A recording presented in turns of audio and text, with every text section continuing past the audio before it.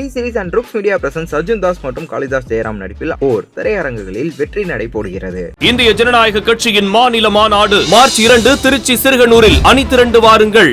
குறைந்த விலை, நிறைந்த தரம், தங்கள் தேவைகள் அனைத்தும் ஒரே இடத்தில். ஜெயச்சந்திரன். இதில் என்னோட ஆராய்ச்சியில் ஒரு திருப்புமுனையாக தமிழக தொன்மையை பழமை சரிவர அந்த காலத்தை நிர்ணயிக்கிற மாதிரி கிடைத்த ஆதாரங்கள் எதிலிருந்து வந்தது அப்படின்னு பார்த்தீங்கன்னா, இறையனார் அகப்பொருள் அப்படிங்கிறதுக்கு நக்கீரர் எழுதின உரையிலிருந்து தான் அது எனக்கு கிடைச்சிச்சு. இடைசங்கத்து 3700 வருடங்கள், இத்தனை வருடங்கள் எப்படி வாழ்ந்திருப்பார் அப்படிங்கிற ஒரு கண்ணோட்டத்தில் அவங்க 2 பேராக கூட இருக்கலாம் இல்லையா? 2 பேராக இருக்கலாம். பட் ஆனால் நான் அது எப்படி எங்கிறது சொல்கிறேன், அப்புறம் நீங்கள் அந்த முடிவுக்கு கூட நீங்கள் வரலாம். நக்கீரர் உரையில் அவர் ரொம்ப ஒரு நுணுக்கமான ஒரு விஷயத்தை தான் அவங்க கையாண்டிருக்காங்க. அகத்தியர் ஏன் முதல் சங்கத்திலும் எழுதப்பட்டிருக்கிறது, 2ஆம் சங்கத்திலும் எழுதப்பட்டிருக்கிறதுங்கிறதுக்கான அந்த விடை அந்த அவர் எழுதின அந்த முழு உரையிலையுமே அது இருக்குது. முருகனுக்கும் இந்த சங்கத்துக்கும் இடையில ஒரு தொடர்பு பத்தி பேசுவாங்க இல்லையா? அது இருக்கு அந்த சங்கங்கள்லயே அது இருக்கு. எப்படின்னா நமக்கு ஒரு கேள்வி வருது இல்லையா சார், முருகன் கடவுளா மன்னரா? கடைசங்கத்தை ஆதரித்த பாண்டிய மன்னர்களோட எண்ணிக்கை முடத்திருமாறன்ல இருந்து எண்ணிக்கை எவ்வளவுன்னு 49 அப்படின்னு நக்கீரர் அந்த உரையில கொடுத்திருக்காரு. இந்த புறநானூறு 201வது பாடல்ல சொல்லக்கூடிய அந்த 49 வேளிர்கள் அப்படிங்கிறது அந்த 49 மன்னர்களுக்கு பிறகு வந்த இருங்கோவேல். இதிலிருந்து நமக்கு என்ன தகவல் தெரியுது அப்படின்னா, இருங்கோவேல் காலத்திலேயே கடைசங்கம் முடிந்து விட்டது. இருங்கோவேல் காலத்துக்கு முன்னாடியே அது முடிஞ்சிருச்சு. காவேரி அடுத்து வரக்கூடியது இனிமே காவேரி, இதன் பெயராக இந்த ஊர் இனிமே காவேரி பூம்பட்டினம் என அழைக்கப்பட்டோம் சொல்லிடுறாங்க. அப்போ இது பார்க்கறதுக்கு ஒரு புராண கதை மாதிரி இருக்கலாம், புராண கதை மாதிரி தான் தெரியும். அதனாலேயே நம்ம அது தவறுன்னு சொல்லிடக்கூடாது. ஒரு கதை பார்க்கறதுக்கு ரொம்ப பழைய கதையாக இருக்குது அப்படிங்கிறதுக்காகவே அது தவறுங்கிறது எடுத்துக்க முடியாது.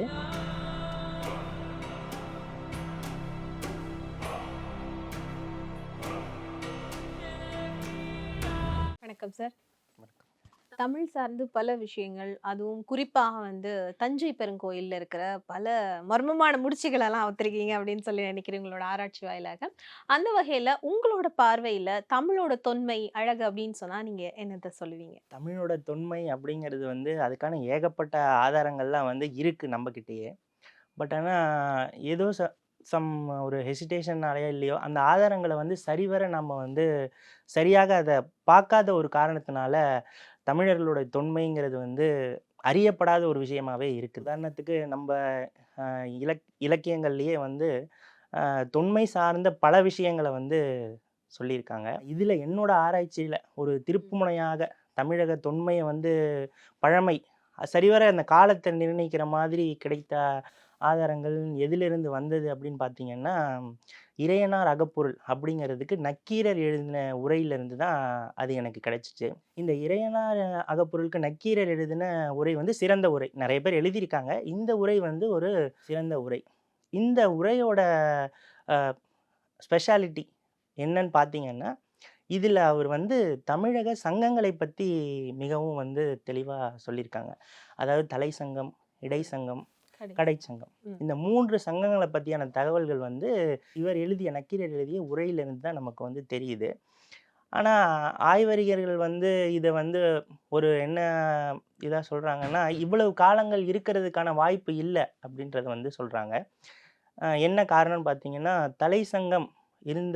தலைசங்கம் இருந்த காலமாக அவர் குறிப்பிடுறது 4440 வருடங்கள். இடைசங்கம் 3700 வருடங்கள், கடைசங்கம் 1850 வருடங்கள். அப்போ ஏறக்குறைய 3ஐயும் சேர்த்து பார்த்தீங்கன்னா நீங்கள் 9990 வருடங்கள் இந்த 3 சங்கங்களும் இருந்தது. அதனால் ஆய்வறிஞர்கள் என்ன மறுக்கிறாங்கன்னா, இப்போ வெஸ்டர்ன் கல்ச்சர் அந்த மாதிரி இதுலேயும் சரி, அவங்களோட ஐடியாஸ் இந்த மாதிரி இதுலேயும் தமிழ் சங்கங்கள் இவ்வளவு காலங்கள் இருந்திருக்கிறதுக்கு வாய்ப்பு இல்லை அப்படிங்கிற மாதிரி ஒரு கன்க்ளூஷனுக்கு வராங்க.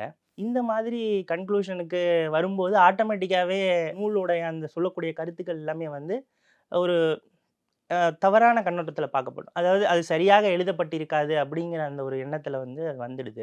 தமிழினுடைய தொன்மை சம்பந்தமாக ஆராய்ச்சிகள் ஆரம்பிக்கல. எங்கள் ஆராய்ச்சி ஆரம்பித்த இடமும் வேறு, திசையும் வேறு. ஆனால் வந்து அதன் மூலியமாக தெரிந்து கொண்ட விஷயம் பார்த்தீங்கன்னா, இது வந்து ஒரு முக்கியமான விஷயம். அதனால தான் இதை முதல்ல ஆரம்பிக்கிறேன். இப்போ இதை ஆராய்ச்சி பண்ணி எழுதின பல தமிழறிஞர்கள் இதற்கான வாதங்கள் என்ன சொல்கிறாங்க அப்படின்னா, தலைசங்கம் புலவர்கள் வந்து அதில் குறிப்பிட்டிருக்காங்க. இடைசங்க புலவர்களும் குறிப்பிட்டிருக்காங்க. இதுல அகத்தியருடைய பெயர் வந்து தலைசங்கத்திலயும் குறிப்பிடப்பட்டிருக்கு, இடைசங்கத்திலயும் குறிப்பிடப்பட்டிருக்கு. அப்ப ஆ ஆராய்ச்சியாளர்கள் என்ன கருத்து சொல்றாங்க, ஹிஸ்டோரியன்ஸ் மெயினா, அகத்தியர் எப்படி இடைசங்கத்து 3700 வருடங்கள் இத்தனை வருடங்கள் எப்படி வாழ்ந்திருப்பார்? அப்படிங்கிற ஒரு கண்ணோட்டத்துல அது அவங்க 2 பேராக கூட இருக்கலாம் இல்லையா? 2 பேராக இருக்கலாம். பட் ஆனா நான் அது எப்படிங்கிறத சொல்றேன். அப்புறம் நீங்க அந்த முடிவுக்கு கூட நீங்க வரலாம். கரெக்ட்டா தான் கேட்டீங்க நீங்க.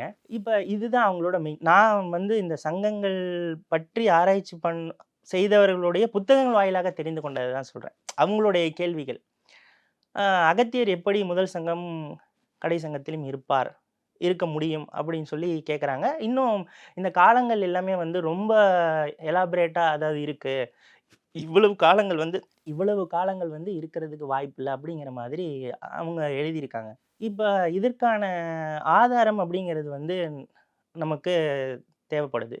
இது ஒரு எதார்த்தமாக இதுக்கான ஆதாரம் வந்து எனக்கு எங்கேருந்து கிடைக்குது அப்படின்னா, புறநானூறு 201வது பாடல். இது வந்து கபிலர் வந்து இருங்கோவில் மன்னனை பார்த்து பாடிய பாடல் இது.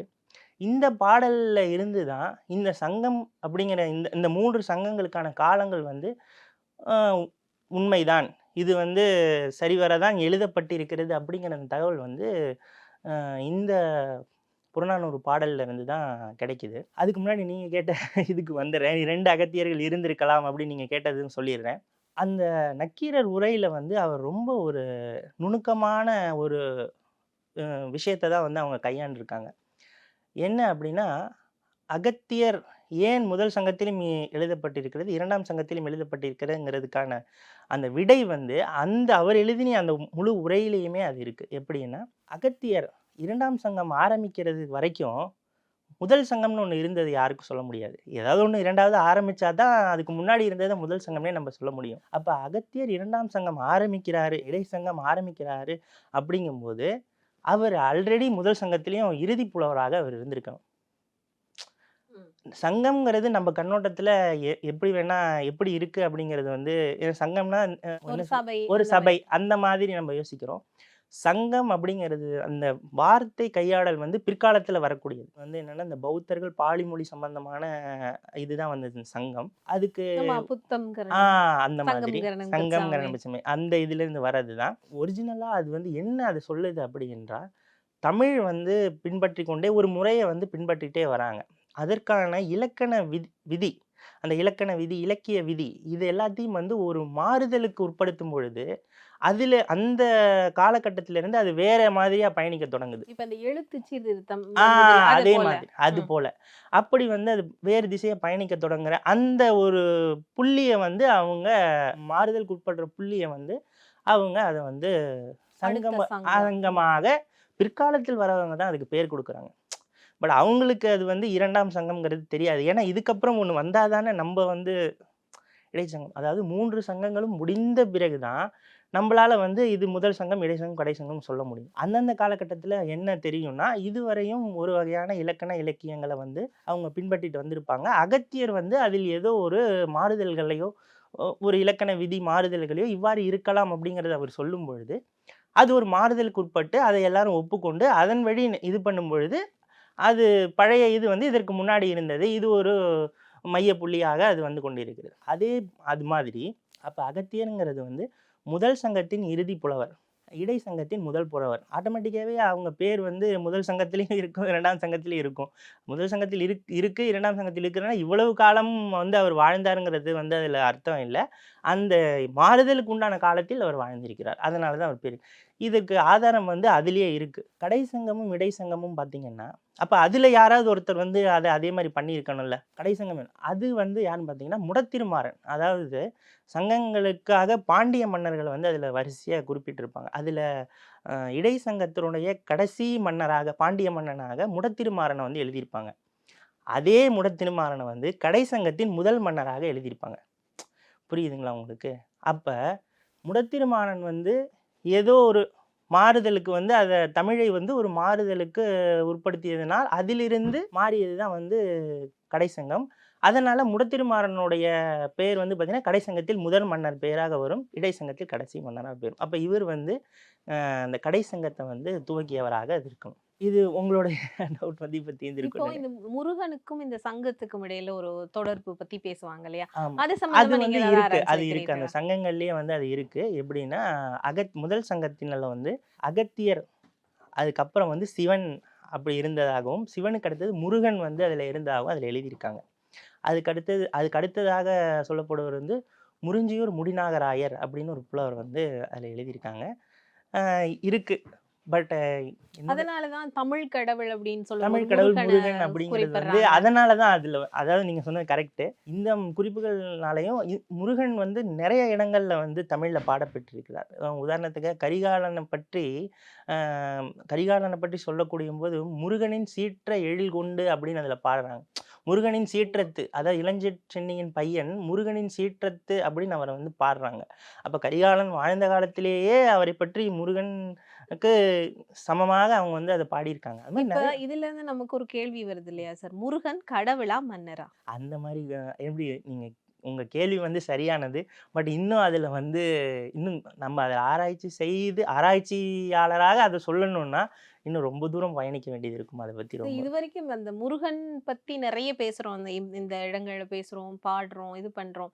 ஆனால் முருகன் தொடர்புல வந்து ஆராய்ச்சிகள ஏன் வந்து யாருமே முன்னெடுக்கல? அப்படின்ற மாரி ஒரு கேள்வி எனக்குள்ள வருது இந்த இல்ல. நேரத்துல. உங்க கேள்வி வந்து மிகவும் சரியான கேள்வி தான். ஆனா, அதுல என்ன நீங்க பார்க்கணும் அப்டின்னா, முருகனை பற்றி பாடக்கூடிய இலக்கியங்கள், இலக்கணங்கள்லாம் வந்து பக்தி இலக்கியங்களாக அது வந்து பார்க்கப்படுது. இது வந்து ஒரு பக்தி இலக்கியங்களாக. இத வந்து ஆராய்ச்சிக்கு உட்படுத்துறதுங்கிறது வந்து கொஞ்சம் கடினம். ஆனா, அதே முருகனை வந்து புறநானூறுலயும், பதிற்றுப்பத்து இந்த மாரியான பாடல்கள்ல வந்து பாடும்பொழுது, இதை வந்து நீங்க ஆராய்ச்சிக்கு உட்படுத்துறது வந்து எளிமை. ஏன்னு கேட்டா, இதுல வந்து ஒரு மன்னருடைய பெயர் இருக்கும். இந்த மன்னரை வந்து பாடியிருக்காங்க. இந்த மன்னரை வந்து முருகனோடு சீற்றத்தோடு ஒப்பிட்டு பாடியிருக்காங்க அப்டின்னா, அப்ப அந்த மன்னர் காலத்தில் முருகன் இருந்ததுக்கான முருகன் பற்றி அறிவு, அவரைப் பற்றி தெரிந்திருந்த மக்கள் இருந்திருக்கிறார்கள்ங்கிறது வந்து அத நம்ப எடுத்துக்க முடியும். அந்த மாதிரியான ஒரு ஆதாரங்கள் வைத்து தான் நீங்க வந்து அந்த மாரி இத சொல்ல முடியும். பக்தி இலக்கியங்கள்ங்கிறது அது ஒரு வேற. ஒரு பக்தி சார்ந்து அது நம்பிக்கை சார்ந்த. நம்பிக்கை சார்ந்து ஒரு ம். பக்தி சார்ந்து எழுதப்படக்கூடியது. அதில வந்து பார்த்தீங்கன்னா, எழுதினவர் இருப்பாரு. அவருடைய காலம் இருக்கும். இவ்வளவு தான் இருக்கும். பட் அந்த மன்னரை பற்றி அத சார்ந்து பாடியிருந்தால் தான் நீங்க அத வந்து ஆராய்ச்சிக்கு அடுத்த கட்டத்துக்கு அத நகர்த்த முடியும். இப்ப இதுல சொன்ன மாதிரி அத நகர்த்த முடியும். அதனால தான் அது. இப்ப அடுத்தது பார்த்தீங்கன்னா, முடத்திருமாறன் சொல்லிட்டேன் நானு. இப்ப புறநானூறு 201வது பாடல்ல வந்து 8லிருந்து 12 வரிகள். 8லிருந்து 12 வரிகள். அதுல என்ன பாடல் வந்து கபிலர் சொல்றாருன்னா, "நீயே வடபால் முடிவன் தடவினுள் தோன்றி, உவரா ஈகை ஸ் ஸ் நீயே வடபால் முனிவன் தடவினுள் தோன்றி, செம்பு புனைந்து இயற்றிய சேண்நெடும் புரசை, உவரா ஈகை துவரை ஆண்டு, 49 தலைமுறை வந்த வேலிருள் வேலே விரல் போர் அண்ணல்" அப்படின்னு அதுல பாடுறாரு. இது வந்து அதாவது படிக்கிறவங்களுக்கு இது ஒரு சாதாரணமான விஷயமாக கடந்து போயிடலாம். இது என்ன ஒரு இன்ஃபர்மேஷன் தானே! எல்லாரும் சொல்ற மாரி நெனைச்சிடலாம். பட் ஆனா இந்த ஒரு 8லேருந்து 12 இந்த வரிகளை வைத்து தான் சங்கம் காலம் வந்து இருந்ததுங்கிறது வந்து நம்மளால உறுதியிட்டு சொல்ல முடியும். எந்த காலத்தை அது சேர்ந்ததுங்கிறதையும் சொல்ல முடியும். ஏன்னா, இப்ப நம்ம சங்கம் காலம் சொல்லிட்டோம். இத்தனை ஆண்டு காலம் 9,990 வருடங்கள்னு சொன்னோம். இப்ப இந்த 9,990 எப்ப ஆரம்பித்தது? எந்த காலகட்டத்துக்கு முன்னாடி இந்த 9,000 வருடங்கள் அப்படிங்கிறது வந்து நம்ம சொல்லணும்ல. அப்ப ஏதாவது ஒரு காலத்துக்கு இதற்கு முன்னாடியில இருந்து தான் 9,000 இப்பயில இருந்தா, இல்ல 2000 வருடங்களுக்கு முன்னாடியில இருந்தா, இதெல்லாம் வந்து நம்ம அதுல சொல்லணும்.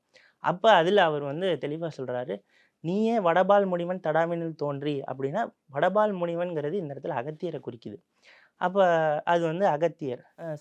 செம்பு புனைந்து இயற்றிய சேந்நெடும் புரசைங்கிறது அந்த ராஜாவோட கோட்டைய பத்தி அவர் சொல்கிறார். அடுத்தது உவரா ஈகை துவரை ஆண்டு அப்படின்னு அதுல சொல்றது, இவர் துவரை என்கிற ஒரு நகரை ஆளுகின்ற ஒரு அரசரை பத்தி அதுல சொல்றாங்க. இதுதான் வந்து ரொம்ப முக்கியமானது. ஏன் அப்படின்னா, இடைச்சங்க புலவர்கள்ல ஒருத்தர் வந்து துவரை கோமான்னு ஒருத்தர் இருக்கார். அப்ப அதாவது அகத்தியரால் ஆரம்பிக்கப்படுகின்ற இடைச்சங்கத்தில் ஒரு புலவர் துவரை கோமான். கோமான்னா அது வந்து ராஜாங்கிற அர்த்தத்துல வருது. துவரை கோமான்னா துவரை அரசர். அகநானூறுலயும், புறநானூறுலயும் நெறைய பாடல்கள் மன்னர்கள் வந்து புலவர்களாக இருந்தே பாடப்பட்டிருக்கு. நெறைய பாடல்கள். கணைக்கால் சேர் இருமுறைலாம் நெறைய பாடல் பாடியிருக்கிறார். அப்ப துவரை கோமான் வந்து மன்னராக இருந்து புலவராக பாட்டு பாடியிருக்கிறதுக்கு நிறைய வாய்ப்புகள் இருக்குது. அப்ப அதுல வந்து துவரை கோமான் அப்படின்னு அவர் அங்க இருக்கிற புலவர் பேரை இந்த புறநானூறு 201ல கபிலர் சொல்றாரு. அதுக்கு அடுத்த வரிகளை கவனிச்சு பார்த்தீங்கன்னா 49 தலைமுறை வந்த, அதாவது இருங்கோவேல் மன்னனை அவர் நோக்கி பாடுறாரு. இருங்கோவேல் வந்து இந்த 49 மன்னர்களுக்கு அப்புறமே வரக்கூடிய ஒரு மன்னர் அப்படின்னு அவர் சொல்றாரு. அப்ப இந்த 49 அப்படிங்கிறது எதையோ ஒண்ணு குறிக்குது.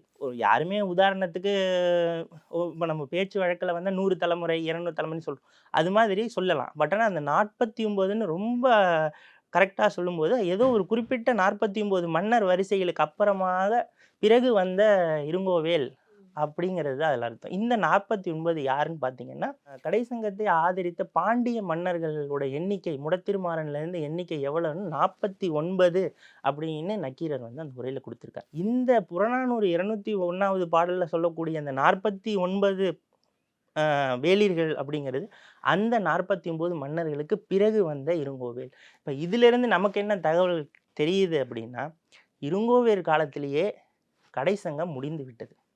இருங்கோவேல் காலத்துக்கு முன்னாடியே அது முடிஞ்சிடுச்சு. இப்போ நமக்கு வந்து வேலை வந்து ரொம்ப சுலபமாயிடுச்சு. என்ன அப்படின்னா, நம்ம வந்து இருங்கோவேலோட காலத்தை வந்து நம்ம ஏதோ ஒரு வகையில் வந்து இருங்கோவேல் இந்த காலத்தில் வாழ்ந்தார் அப்படிங்கிறத நம்ம கண்டுபிடிச்சிட்டோம்னா, கட்டாயம் இருங்கோவேல் காலத்திலிருந்து அதுக்கு முன்னாடியே அதுக்கு முன்னாடி தான் சங்கங்கள் இருக்கும். அந்த காலம் கணக்கீடு அந்த செய்யப்பட்டிருக்கு. காலம் வந்து கணக்கீடு செய்திருக்கேன். அது வந்து எப்படி சொல்றதுன்னா, ரொம்ப டீட்டெயில்டா அதாவது சயின்டிஃபிக்கலாவும் அந்த காலங்கள் கணக்கீடு செய்திருக்கிறேன். அதுக்கப்புறம் இந்த மாதிரி தரவுகளை வைத்தும், அதாவது எப்படி சொல்றதுன்னா, இந்த சங்கங்களை வந்து நாம் வந்து சரியாக கணக்கீடு செய்யணும்னா, அதில இருக்கிற இந்த மாதிரியான சில தரவுகளை வந்து சரிப்படுத்தி பார்க்கணும். இப்ப உதாரணத்துக்கு சில செப்பேடுகள்ல வந்து சில மன்னர்களை குறிப்பிட்டிருப்பாங்க. இப்ப சில செப்பேடுகள்ல உதாரணத்துக்கு திருவாலங்காடு செப்பேடுகளை எடுத்துக்கொண்டோம் அப்படின்னா, அதில வந்து ஒரு சித்திரதன்வன் அப்படிங்கிற ஒரு மன்னனை வந்து அதில குறிப்பிட்டிருக்காங்க. ஏன் சித்திரதன்வனை நான் இவ்வளோ குறிப்பிட்டு சொல்றேன் அப்படின்னா, இந்த சித்திரதன்வனுக்கு அந்த செப்பேடுகள்ல குறிப்பிடக்கூடிய அந்த சித்திரதன்வன் என்ன செய்தார் அப்படிங்கிறது, ஒரு சிறப்பான செயலாக என்ன செய்தார் அப்படின்னு இந்த திருவாலங்காடு செப்பேடுகள்ல குறிப்பிடுறது என்னன்னா, காவிர கன்யாக, அதாவது காவிரி ஆற்றை பகீரதன் போல் தவம் புரிந்து தமிழகத்துக்கு கொண்டு வந்தவர் சித்திரதன்வன் அப்படிங்கிற அந்த ஒரு அர்த்தத்துல அந்த திருவாலங்காடு செப்பேடுகள்ல சொல்லுது. சித்திரதன்வன் இவ்வாறு கொண்டு வந்ததா அந்த செப்பேடுகள்ல சொல்லுது. நமக்கு பொதுவாக இந்த செப்பேடுகள்லயும் சரி, இதுலயும் சரி பெயர்கள் வந்து சமஸ்கிருதத்திலயும் தமிழ் பெயர்களை சமஸ்கிருதத்தில் எழுதுவது, அந்த மாதிரி மாறி மாறி எழுதுறதுனால நமக்கு வந்து என்ன சொல்றதுன்னா, நிறைய இன்ஃபர்மேஷன் வந்து தொலைந்து, அதாவது நமக்கு கிடைக்காம புரியாம போயிடுறது. இதில் இப்போ சிலப்பதிகாரத்தை எடுத்துக்கிட்டிங்கன்னா, அதில் வந்து தெளிவாக வரையறைப்படுத்தி சொல்கிறாங்க. கஞ்ச வேட்கையில் காந்தமன் வேண்ட. அதில் வந்து கஞ்ச வேட்கையில் காந்தமன் வேண்ட. அதாவது சிலப்பதிகாரத்தின் அதில் இருக்கக்கூடிய அந்த முன்னுரையில் வந்து காந்தமன் அப்படிங்கிற மன்னன் தான் வந்து காவேரி ஆற்றை தமிழகத்திற்கு கொண்டு வந்தான். கஞ்ச வேட்கையில் காந்தமன். அதாவது காவேரி ஆறு தமிழகத்தில் இருப்பது அதே இடத்துல சம்பாபதின்னு ஒரு ஆறு இருந்திருக்கு. இந்த சம்பாபதி ஆறு ஒரு ஆறை கொண்டு வருது அப்படின்றது அது என்ன மாதிரியான ஒரு பொருள்பட கூறப்படுது? ஒரு ஆற்றை கொண்டு வருது அப்படின்னா, அது இப்ப நம்ம பகீரத பிரயத்தனம். ஆமா. பகீரதன் வந்து ஆகாயத்துல இருந்து கொண்டு வந்தார், இது கொண்டு இப்போ வந்தார். இந்த காவிரி ஆறு அப்படின்றது அது எப்படி உருவாக்குறது? அது வந்து எப்படி அப்படின்னா, நம்ம பொதுவாக இந்த மாதிரிலாம் நம்ம யோசிக்கும்போது இது எப்படி செய்திருப்பாங்க அப்படிங்கிறது வந்து நமக்கு ஒரு வியப்பா தான் இருக்கும். இது ஆராய்ச்சியாளராக இத பார்க்கும்போது பார்த்தீங்கன்னா, இப்ப உதாரணத்துக்கு வீராணம் கூட்டு குடிநீர் திட்டம் இருக்கு. ஒரு இடத்துல இருக்க நீரை வந்து ஒரு இடத்துக்கு சேமித்து, அந்த நீரை இன்னொரு இடத்துக்கு கொண்டு செல்றது. என்னன்னா, அந்த இடத்துல வந்து மக்கள் தொகை வந்து அதிகமா இருக்கும். அந்த இடத்துல அவங்களுக்கு போதிய அளவு நீர் இருக்காது. அப்ப நீர் இருக்கின்ற பகுதியில வந்து அது அந்த அளவுக்கு தேவைப்படாமல் இருக்கலாம். இருக்கும்னு சொல்ல முடியாது, இருக்கலாம். அந்த நீரை வந்து மடைமாற்றம் செய்து ஏதோ ஒரு இதில அத வந்து அது கொண்டு போறது. இந்த மாதிரி செயல்களை வந்து ரொம்ப இப்ப இருக்கக்கூடிய நவீன காலங்கத்தில இது இப்படி தான் பண்ணியிருப்பாங்க நம்ம சொல்லிட முடியும். அந்த காலங்கள்ல செய்யும் பொழுது, அத எப்படி செய்தார்கள்ங்கிற இன்ஃபர்மேஷன் ரொம்ப டீட்டெயிலாக ட்ரான்ஸ்ஃபர் ஆகி நமக்கு வந்து சேர்றது கிடையாது. ஏன்னா ஒரு வரிகளில் தான் நமக்கு அது தெரியுது. எவ்வாறு அதை கொண்டு இவர் இந்த ஆற்றை இவர் இப்படி கொண்டு வந்தார் அப்படின்னு அந்த ஒரு வரியில் முடிந்ததுனால அதை ரொம்ப டீட்டெயில் நம்ம பண்ண முடியாது. அது ஒரு காரணமாக வைத்தே நம்ம என்ன நினச்சிக்கிறோம் அப்படின்னா, இது வந்து புராண கதைகள் அப்படிங்கிற ஒரு கண்ணோட்டத்தில் வந்து அதை நம்ம பார்த்துடுறோம். இதெல்லாம் வந்து புராணம் தானே, இது வந்து உண்மையாக இருக்கிறதுக்கு வாய்ப்பில்லை அப்படிங்கிற மாதிரி அதை நம்ம பார்த்துடுறோம். இவங்க சொல்லக்கூடிய அந்த செப்பேடுகள் இந்த மாதிரியான இது எல்லாத்தையுமே வந்து நல்லா ஆராய்ந்து பார்க்கும்பொழுது இதற்கான வாய்ப்புகள் இருக்குது. ஏன்னா நீங்கள் பல செப்பேடுகள் இப்போ சிலப்பதிகாரம், மணிமேகலை இது எல்லாமே வந்து ஒன்றுக்கொன்று தொடர்பில்லாதது. ஏன்னா சிலப்பதிகாரம் வேறு காலத்தில் எழுதப்பட்டிருக்கும். மணிமேகலை அது கொஞ்சம் ஆண்டு சிலப்பதிகாரம் எழுதி சிறிது ஆண்டு காலத்திலே அதை எழுதிட்டாங்க. ஆனா கதையில தொடர்பு இருக்கு இல்லையா? கதை அதுதான் அதுதான் வந்து அதில் ஒரு இது. கதை சிலப்பதிகாரம் எழுதி ஒரு சில ஆண்டுகள் கழித்து மணிமேகலை எழுதப்பட்டது. ஆனால் திருவாலங்காடு செப்பேடுன்னு பார்த்தீங்கன்னா, ரொம்ப காலங்கள் கழித்து தான் திருவாலங்காடு செப்பேடு எழுதப்படுது. ஆனாலும் அந்த ட்ரெடிஷன்ங்கிறது வந்து அவங்களுக்கு அது தெரிஞ்சிருக்கு பாரு. அதில் வந்து காந்தமன்னு சிலப்பதிகாரம் சொல்றது பேர் சித்திரதன்வன்னு திருவாலங்காடு செப்பேடுகளில் எழுதப்பட்டு இருந்தாலும் அவங்களுக்கு வந்து சித்திரதன்வனும் இந்த காவேரி ஆற்றை தான் கொண்டு வந்தார் அப்படிங்கிற அந்த ட்ரெடிஷன் வந்து அவங்களுக்கு தெரிஞ்சிருக்கு. தெரியாமல் அது எழுத முடியாது. அந்த இன்ஃபர்மேஷன் எப்படி வந்து ஒரு ஒரு நூற்றாண்டுகளுக்கும் அது வந்து மாறுது அப்படிங்கிறதுக்காக சொல்ல வரேன் நான். அது அப்படியே ப்ரிசர்வ் பண்ணி அதை அப்படியே ஒரு இதாக ஒரு ஒரு காலகட்டத்துக்கு அது கொண்டு வராங்க. இதில் என்ன பார்க்கணும் அப்படின்னா, திருவாலங்காடு செப்பேடுகளில் வந்து சித்திரதன்வனை திரேதா யுகத்தில் வாழ்ந்த அரசர்களாக சொல்கிறாங்க. திருவாலங்காடுன்னு நான் சொல்கிறேன்னா, அது வந்து ஒரு மிக நீண்ட தெளிவான அரசர்கள் எந்தெந்த காலங்களில் வாழ்ந்தார்கள் அப்படிங்கிற அந்த இது யுகங்கள். அதில் நமக்கு தமிழ் தெரிந்தவர்கள் சிலப்பதிகாரம் சொல்கிற மன்னர்கள்லே வந்து முதல் மன்னனாக அதில் வாழ்ந்தவர் வந்து முசுகுண்ட சோழன் அப்படின்றவர் வந்து கிருதயுகத்தில் வாழ்ந்ததாக திருவாலங்காடு செப்பேடுகள் சொல்லுது. அதே போல் அப்படியே வரிசையாக ஒரு ஒரு மன்னர்கள் பெயராக சொல்லும் பொழுது திரேதா யுகத்தில் வாழ்ந்தவராக சித்திரதன்வனை சொல்கிறாங்க. இப்போ நமக்கு அதுலேருந்து ஒரு இன்ஃபர்மேஷன் தான் கிடைக்கிது. திரேதா யுகத்தில் வாழ்ந்த சித்திரதன்வன். அப்போ நமக்கு வந்து சிலப்பதிகாரம் என்ன சொல்லுதுன்னா, கஞ்ச வேட்கையில் காந்தமன் வேண்ட அகத்தியர் முனிவன். அடுத்தது வந்து கஞ்ச வேட்கையில் காந்தமன் வேண்ட அவர் என்ன வேண்டுறாருன்னா, அகத்தியரிடம் போய் அவர் வந்து இந்த மாதிரி சம்பாபதி ஆறு என் நாட்டில் ஓடுகின்ற ஆறு வந்து வற்றத் தொடங்கி விட்டது, மக்கள் வந்து வறட்சியினால் வாடக்கூடும், அதனால் இதுக்கு வழி சொல்லுங்க அப்படின்னு அவங்க போய் அகத்தியரிடம் கேட்டதாகவும், அவர்களுடைய அறிவுரையின் பேரில் இவர் வந்து ஒரு தவம் மேற்கொண்டு அந்த தவத்தின் பலனாக இப்படி செய்தால் ஒரு ஆறு வந்து உருவாகும் அப்படின்னு சொல்லி அந்த வகையில் அவங்க செய்ததாகவும், பின்னால வந்து சம்பாபதின்னு ஏற்கனவே இருந்த ஆறு அது ஒரு என்ன சொல்கிறது, ஒரு பெண் தெய்வமாக சொல்கிறாங்க அதில் சம்பாபதிங்கிறத. அந்த தெய்வம் வந்து இந்த வருகின்ற புது ஆறு இனிமேல் காவேரி என அழைக்கப்படட்டும் அப்படின்னு சொல்கிறதாக சிலப்பதிகாரத்தில் சொல்கிறாங்க. எடுத்ததுமே முதல்ல சிலப்பதிகாரத்தில் சொல்கிறது இதுதான். அப்போ அந்த சம்பாபதின்னு ஆல்ரெடி இருக்கக்கூடிய அந்த ஆறு தான் காவேரி, அடுத்து வரக்கூடியது வந்து இனிமேல் காவேரி, இதன் பெயராக இந்த ஊர் இனிமேல் காவேரி பூம்பட்டினம் என அழைக்கப்பட்டோம் சொல்லிடுறாங்க. அப்போ இது வந்து பார்க்குறதுக்கு ஒரு புராண கதை மாதிரி இருக்கலாம், புராண கதை மாதிரி தான் தெரியும். அதனாலேயே நம்ம அது வந்து தவறுன்னு சொல்லிடக்கூடாது. ஒரு கதை பார்க்குறதுக்கு ரொம்ப பழைய கதையாக இருக்குது அப்படிங்கிறதுக்காகவே அது தவறுங்கிறது வந்து எடுத்துக்க முடியாது. அது இன்னும் மேற்கொண்டு பார்க்கலாம். நம்ம இன்னும் மேற்கொண்டுனா இன்னும் வேறு ஏதாவது ஆதாரங்கள் கிடைக்குதான்னு கூட நம்ம பார்க்கலாம். இப்போ இதில் வந்து திருவாலங்காடு செப்பேடுகள் சொல்லுவது போல் இவர் வந்து சித்திரதன்வன் திரேதாயுகம். அப்படி பார்த்தா நீங்கள் வந்து அகத்தியர் வந்து அதே சமகாலத்தில் வாழ்ந்தவர், அவரும் திரேதாயுகத்தை சேர்ந்தவராக தான் இருக்க வேண்டும். இது வந்து இது வந்து ஒரு நமக்கு என்ன கிடைத்த ஒரு தகவல். இப்போ இதையெல்லாம் வைத்துக்கொண்டு இவங்க இதில் சொல்கிறாங்க, இதில் சொல்லக்கூடிய இந்த காலம், அதாவது நக்கீரர் உரையில் சொல்லக்கூடிய காலமும் இந்த யுகங்கள் வந்து நம்ம ஏதோ ஒரு இதில் வந்து இந்தந்த யுகம் இவ்வளவு காலம் அப்படின்னு நம்ம வந்து கணக்கிட்டுட்டோம்னா, இதை ரெண்டையும் பக்கத்தில் வச்சு ஒப்புமையாக பார்க்கும் பொழுது இதில் சொல்கிற அகத்தியர் இதில் திரேதாயுகம்னு சொல்லக்கூடிய இந்த காலகட்டத்தில் இதை நீங்கள் மேட்ச் பண்ணிங்கன்னா இந்த நக்கீரர் சொல்லக்கூடிய காலகட்டம் எந்த காலகட்டத்திலிருந்து ஆரம்பிக்கிறது அப்படிங்கிறது வந்து தெளிவாக தெரிஞ்சுக்கலாம். இது மாதிரி தான் நம்ம வந்து எப்படின்னா ஒரு இன்ஃபர்மேஷன் ஒரு இடத்துல இருக்கிறத இன்னொரு இடத்துக்கு மேட்ச் பண்ணி பார்க்கும்போது 2 இடங்கள்லையும் யார் வந்து காமனாக நமக்கு இருக்காங்களோ அவங்கள மேட்ச் பண்ணி தான் அந்த காலங்களை கண்டுபிடிக்கணும்.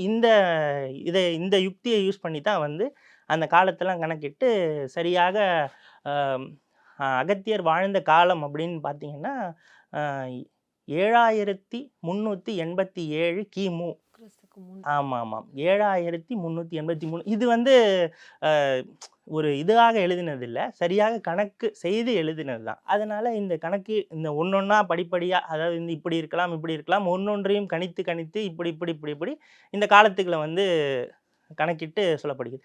அப்போ அகத்தியர் வந்து 7387 இந்த கிமுவில் இருந்தார்னா காவேரி யாரும் அப்பொழுதுதான் வந்திருக்க வேண்டும். அந்த புராணம் சொல்ல சிலப்பதிகாரம் மணிமேகலை சொல்கிற அந்த கணக்குக்கு இது அப்படித்தான் நடந்திருக்க. இப்போ இதிலிருந்து என்ன நமக்கு தெரியுது அப்படின்னா, நக்கீரர் உரையில் சொல்கிற தமிழுடைய நீண்ட நெடிய காலம் அப்படிங்கிறது இவ்வளவு நாள் வரையும் அது வந்து ஒரு புராண கதைகள் போல தான் அது பார்த்துருக்குறாங்க. இப்போ வந்து இனிமே அது வந்து அது மாதிரி இருக்க வேண்டிய அவசியம் இல்லைங்கிறது வந்து நமக்கு தெரிய வருது. இதன் மூலம் தமிழுடைய காலம் இது முதற் சங்கம் ஆரம்பித்த காலம்தான் தமிழ் உருவான காலம்ங்கிறது கிடையாது. ஒரு சங்கம் ஏற்படுதுன்னா அதுக்கு முன்னாடியே இருந்திருக்குன்னு தான் அது. இது முதற் சங்கம் ஆரம்பித்ததுனால்தான் தமிழ் உருவானதுன்னு கிடையாது. சொன்ன மாதிரி அந்த சங்கம் என்பதே ஒரு மாற்றத்துக்கான முதல் அடி. மாற்றத்துக்கான முதல் அடி அதுதான் வந்து அதுதான் அதோட அர்த்தம் வந்து அதுதான். அது ஏன் வந்து சங்கம் என பின்னாடி மாறப்படுகிறது என்றால், பின்னால் வர பௌத்தர்கள் வந்து அவர்களுக்கான ஒரு மாறுதலை மேற்படுத்தும் போது அவர்கள் இதே போல சங்கம் அமைத்து அந்த மாறுதல்களையே ஏற்படுத்துவார். அதாவது பௌத்தம் வந்து முதல்ல வந்து மகா சங்கமிகர்கள் அப்படின்னு தான் இருந்தது.